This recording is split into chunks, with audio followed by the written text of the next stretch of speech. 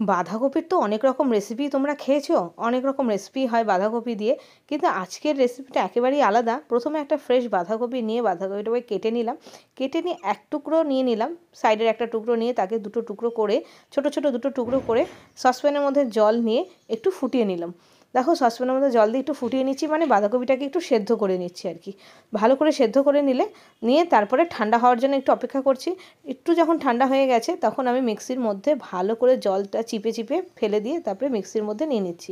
ভালো করে হাত দিয়ে জলটাকে ফেলে দিতে হবে। তার মধ্যে দিয়ে দিলাম কতগুলো রসুন আর কাঁচা লঙ্কা। এবার কাঁচা লঙ্কাটা তোমরা আরও 2-3টে বাড়িয়ে দিও যদি ঝাল বেশি পছন্দ করো। দিয়ে একটা বেটে নিয়ে আসলাম। এই বাটাটা দেখো সুন্দর একটা স্মুথ বাটা তৈরি হয়ে গেছে। এবার দিয়ে দিলাম কড়াইতে সর্ষের তেল। এই রান্নাটায় তেলটা একটু বেশি লাগবে। দিয়ে দিলাম ফোড়নে কালো জিরে আর শুকনো লঙ্কা।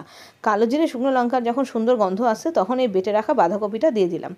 দিয়ে এর মধ্যে নাড়াচাড়া করব। তখন দিয়ে দেবো পরিমাণ মতো নুন।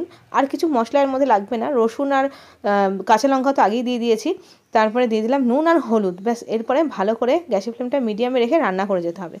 প্রায় 7 থেকে 10 মিনিট মতন গ্যাসের ফ্লেমটা মিডিয়ামে রেখে রান্না করতে করতে যখন পুরো জলটা টেনে যাবে, দেখবে কড়াই থেকে উঠে উঠে আসছে আর পরিমাণটা অনেকটা কমে যাবে, কালারটাও অনেকটা পাল্টে যাবে, তখন বুঝতে পারবে যে রান্নাটা হয়ে গেছে।